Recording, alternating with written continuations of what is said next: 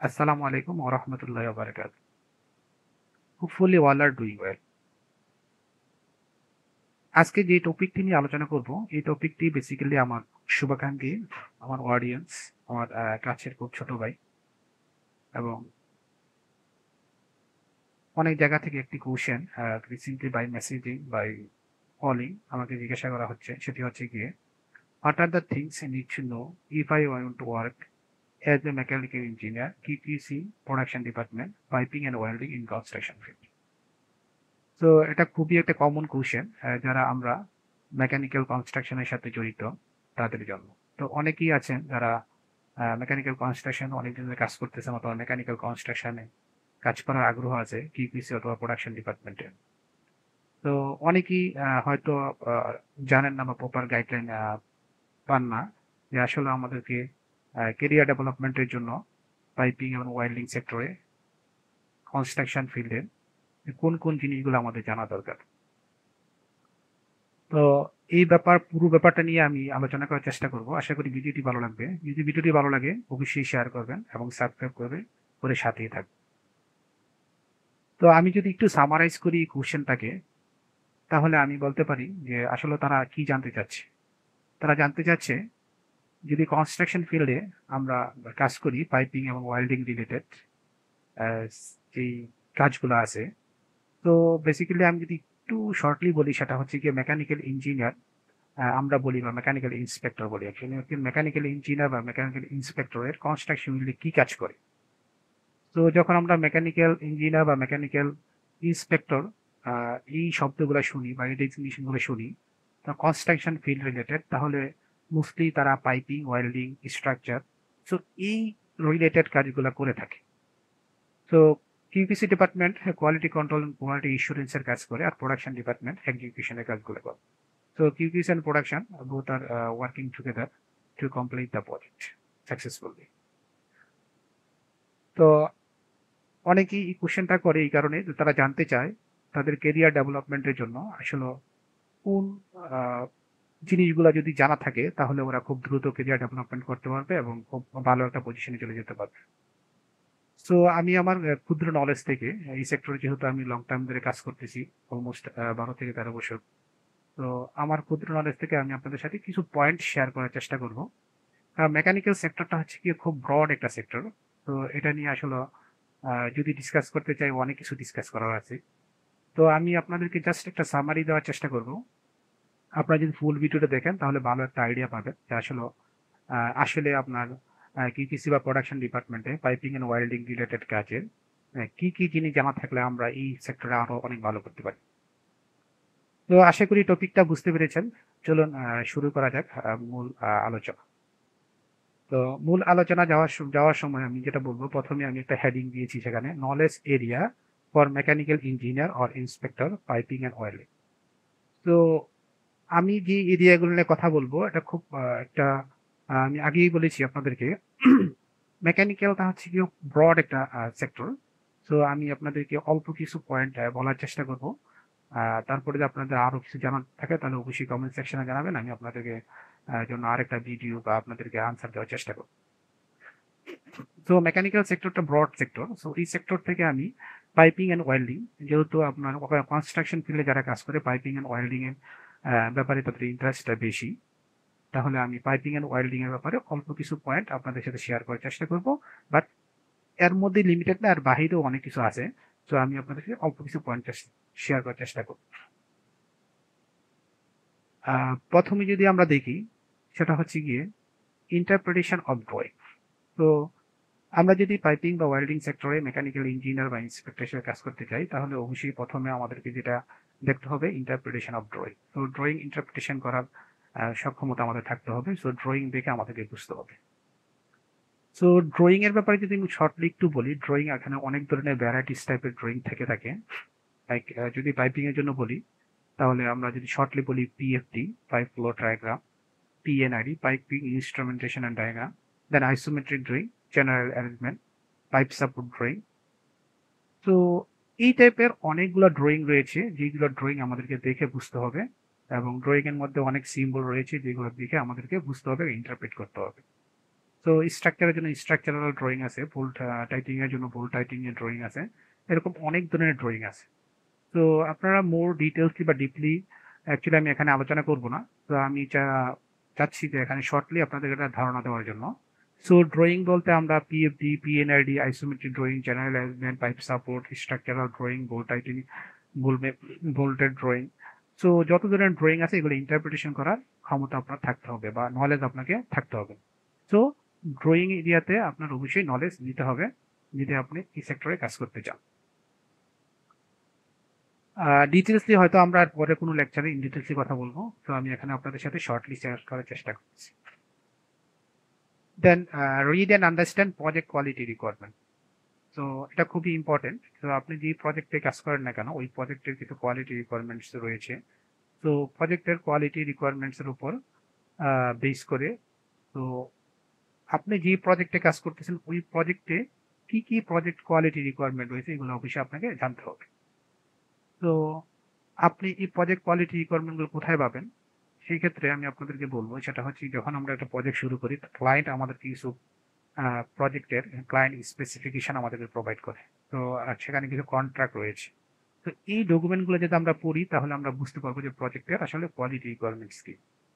তো আমি যতগুলা টপিক এখানে আলোচনা করব সবগুলো কোয়ালিটি পয়েন্ট অফ ভিউতে আমি আলোচনা করার চেষ্টা করব, বাট এটা আপনার কনস্ট্রাকশন যারা কাজ করেন তাদের জন্য লাগবে। Not only engineer, piping supervisor, piping foreman অথবা ওয়েল্ডিং সুপারভাইজার, ওয়েল্ডিং ফোরম্যান সবার জন্যই ইফেক্টিভ হবে। ওকে, দেন প্রজেক্ট কোয়ালিটি রিকোয়ারমেন্টস গুলো আমরা পাবো ক্লায়েন্ট থেকে। তারা আমাদের কিছু প্রজেক্টের ক্লায়েন্ট স্পেসিফিকেশন, তারপর আমাদেরকে কিছু কন্ট্রাক্টস এগুলো দিবে, সেগুলো দিয়ে পড়ে আমরা বুঝতে পারবো যে আচ্ছা প্রজেক্টের কোয়ালিটি রিকোয়ারমেন্টস কি। তো এগুলো অবশ্যই পড়ে বুঝতে হবে যে আসলে প্রজেক্টের কোয়ালিটি রিকোয়ারমেন্ট কি, সেগুলো আইডেন্টিফাই করতে হবে এবং নোট ডাউন করতে হবে what is the project quality requirements. Then আমি যদি যাই knowledge about piping international code and standards.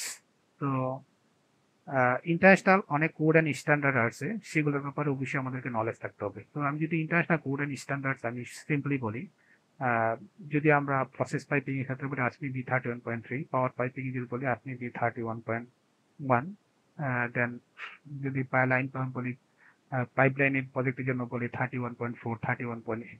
তো এরকম অনেক কোড অ্যান্ড স্ট্যান্ডার্ড রয়েছে। যদি আমরা বলি APA 1104, দেন STMA 106। সো এরকম যত কোড অ্যান্ড স্ট্যান্ডার্ড রয়েছে পাইপিং রিলেটেড এগুলোর ব্যাপারে আমাদের অবশ্যই ভালো ধারণা থাকতে হবে। এক্ষেত্রে আমি একটু শর্টলি বলি, আমি যদি আপনাদেরকে বলি অনেক কোড অ্যান্ড স্ট্যান্ডার্ড কোড নাম বলতে পারি, যেমন আসমি যদি বলি আসমি সেকশন 9 ওয়েল্ডার কোয়ালিফিকেশন বা WPS কোয়ালিফিকেশনের জন্য। তো এরকম অনেক ধরনের কোড রয়েছে, আমি শর্টলি বলার চেষ্টা করতেছি। বাট এই কোড বুকগুলো যদি আপনি নিজে নিজে পড়তে যান তাহলে এটা আপনাকে একটা কোড বুক শেষ করতে আপনাকে লং টাইম ব্যয় করতে হবে। সো আপনার কাজের জন্য কতটুকু দরকার বা কতটুকু জানার দরকার বা কতটুকু যা না জানলেই নয় সেগুলো অবশ্যই আপনাকে আইডেন্টিফাই করতে হবে এবং ওই পরিমাণ নলেজ আপনাকে গ্যাদার করতে হবে। তো এই ক্ষেত্রে হয়তো আপনি যদি নতুন হন তাহলে হয়তো কোডবুক কিভাবে পড়বেন বা কোথায় থেকে পড়বেন গাইডলাইন পাবেন না। সেই ক্ষেত্রে যে ভালো জানে তার কাছ থেকে হেল্প নেবেন এবং আপনার প্রজেক্টের জন্য আপনার কাজের জন্য কতটুকু এরিয়া অ্যাপ্লিকেবল ওই কোড অ্যান্ড স্ট্যান্ডার্ডস এর অতটুকু অবশ্যই আপনাকে ওইখান থেকে কালেক্ট করে নিতে হবে এবং ওয়ার্ক প্লেসে ইমপ্লিমেন্টেশন করতে হবে। তো ইন্টারন্যাশনাল কোড অ্যান্ড স্ট্যান্ডার্ডস এর ব্যাপারে হয়তো আমরা পরবর্তীতে ডিটেলস আলোচনা করব। তো অবশ্যই আপনারা বুঝতে পেরেছেন যে ইন্টারন্যাশনাল কোড অ্যান্ড স্ট্যান্ডার্ডস যেগুলো এগুলোর ব্যাপারে আপনাকে অবশ্যই ধারণা থাকতে হবে। Then ITP procedure method of statement work instruction. তো আমরা যখন প্রথম দেখলাম যে project quality requirements, that means এটা হচ্ছে গিয়ে আপনার ক্লায়েন্টের স্পেসিফিকেশন বা client requirement, then code and standards. তো এই সবগুলা মিলিয়ে এই দুইটা জিনিস থেকে আমাদেরকে অবশ্যই ITP inspection and test plan, আমি আশা করি আপনার সবাই আইটিপি ব্যাপারে ভালো ধারণা আছে। যদি আইটিপি ভালো ধারণা থাকে অবশ্যই আমাকে বলবেন, আমি আইটিপি ব্যাপারে আলাদা একটা লেকচার তৈরি করব। Okay, procedure method of statement work instruction. তো প্রসিডিউরস আমরা কিভাবে প্রিপেয়ার করি একটা স্পেসিফিক কাজের জন্য, লাইক আমি যদি বলি হাইড বেস্ট, সো হাইড বেস্ট প্রসিডিউর আমি কিভাবে প্রিপেয়ার করবো? অবশ্যই হাইড বেস্ট প্রসিডিউরটা আমি প্রিপেয়ার করবো আমার কাজের জন্য যতটুকু দরকার অতটুকু, এবং এই রিকোয়ারমেন্টগুলো অবশ্যই আসবে project quality requirements, that means client spec and international code and standards. তো client spec কি বলেছে এবং international code and standard কি বলেছে, এটা থেকে ডাটা নিয়ে আমি প্রসিডিউর তৈরি করব। সো যে কোনো কাজের প্রসিডিউর তৈরি করার জন্য অবশ্যই আমাকে ক্লায়েন্ট রিকোয়ারমেন্ট এবং international code and standards, client কি চায়, ইন্টারন্যাশনাল কোড অ্যান্ড স্ট্যান্ডার্ড কি বলছে, সেগুলোর উপর ডিপেন্ডস করে অবশ্যই আমাকে প্রসিডিউর প্রিপেয়ার করতে হবে। Method of statement same. So is same like is the procedure. So method of statement হয় নি প্রিপেয়ার, মেথড তখন আমরা প্রিপেয়ার করি যখন দেখা গেছে ছোট্ট একটা কাজ যেটা আপনার প্রসিডিউর কাভার করে না, বাট অল্প একটু কাজ, সেটাকে আমরা একটা ওয়ার্ক ইনস্ট্রাকশন বা মেথড অফ স্টেটমেন্টের মাধ্যমে প্রিপেয়ার করে বাই ক্লায়েন্ট অ্যাপ্রুভাল ওই আমরা কাজটা সম্পন্ন করি। So ITP procedure, method of statement, work instruction, এই ব্যাপারে আমাদের অবশ্যই ভালো ধারণা থাকতে হবে। দেন আমি যাই familiar with piping system components.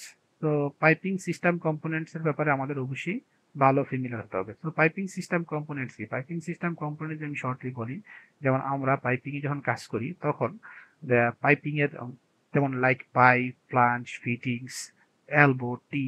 So এই যে আইটেমগুলো, দেন বাল্ব, প্রেসার রিলিফ বাল্ব। তো আমি র্যান্ডমলি কিছু বলতেছি আপনাদেরকে, আমি সিকোয়েন্স মেনটেন করতেছি না, জাস্ট আপনাদের বোঝার জন্য।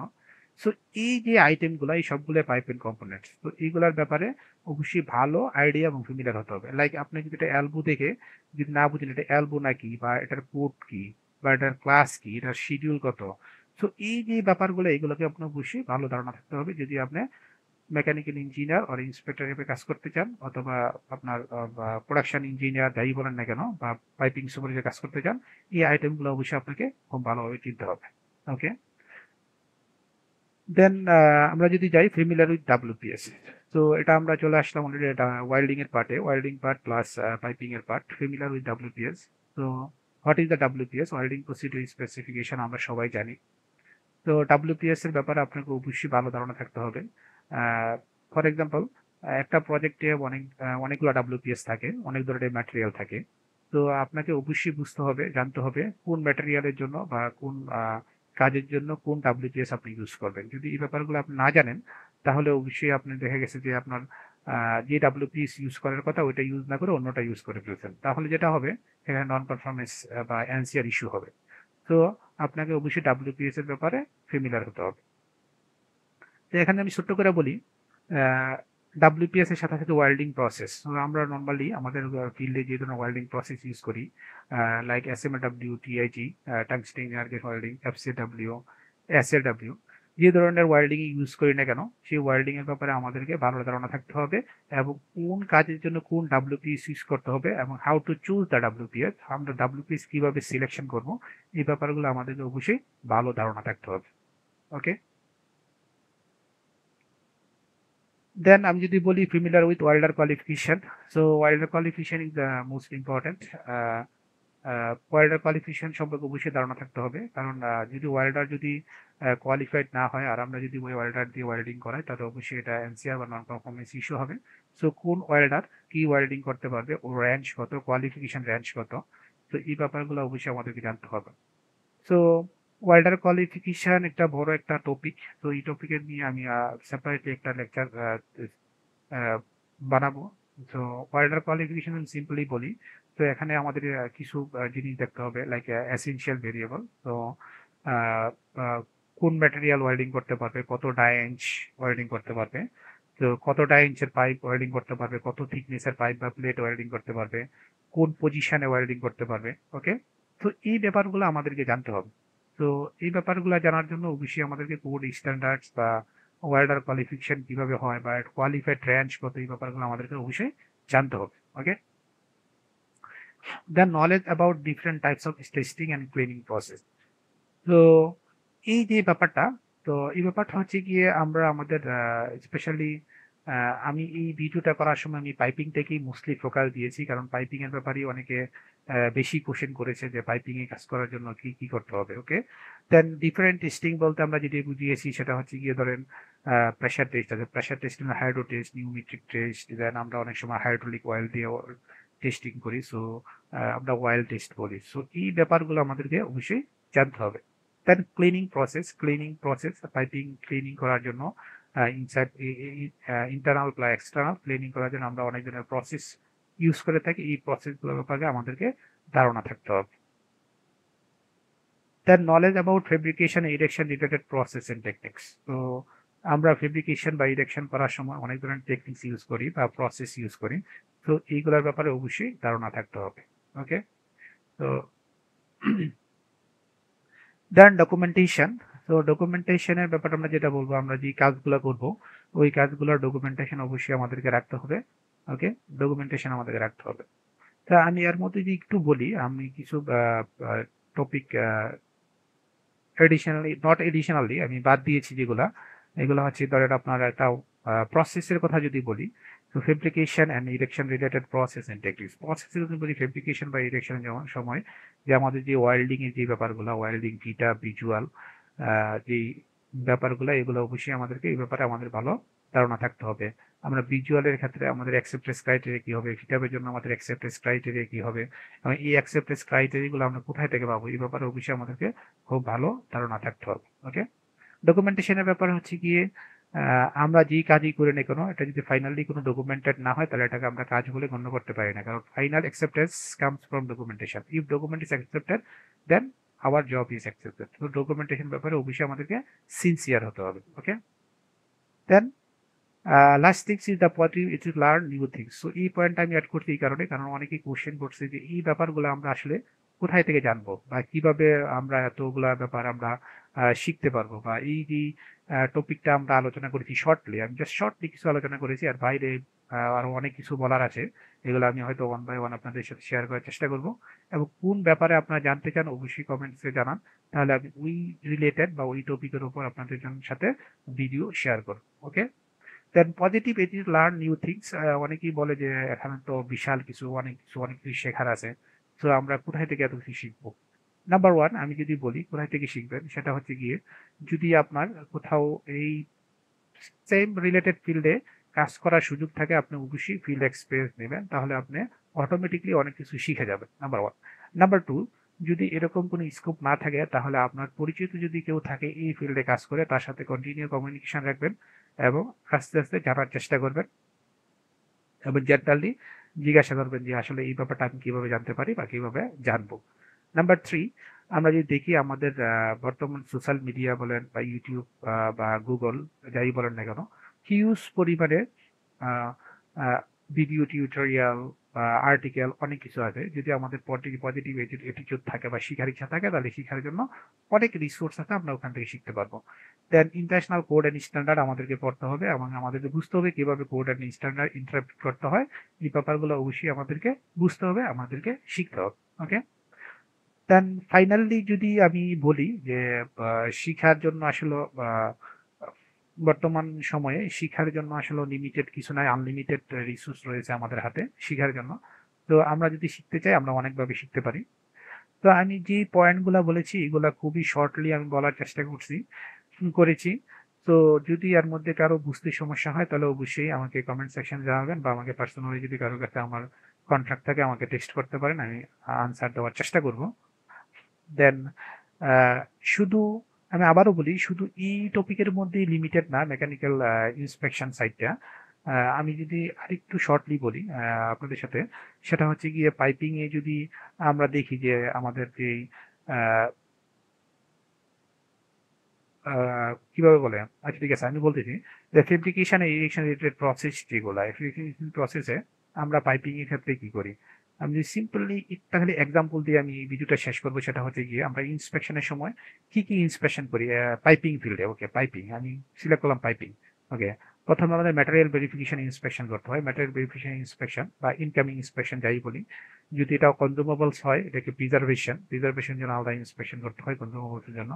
Then go for the prefabrication, then fit up inspection করতে হয়, ডাইমেনশন চেক করতে হয়, দেন ভিজুয়াল ইন্সপেকশন করতে হয়, দেন ভিজুয়াল ইন্সপেকশন সময় ডাইমেনশন চেক করতে হয়। Okay, then go to for the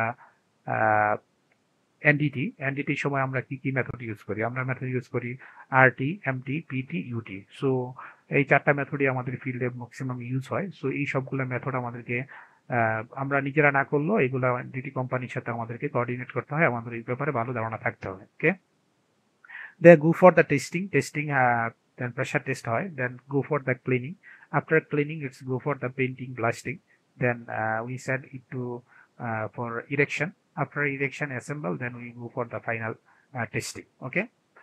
So after final testing, but before that, what we do? We do the flange management. Flange management, so many activities is there. Then we go for the final restatement. We send for the pre-commissioning, then send for the commissioning. Okay. So this is the process. So many things is there. We have to do during the this full process. Okay. তো in the mean time আমি যদি আরেকটু বলি সেটা হচ্ছে গিয়ে line পাইপের জন্য এসকেভেশন, দেন পাইপ লেইং, দেন লে আপ।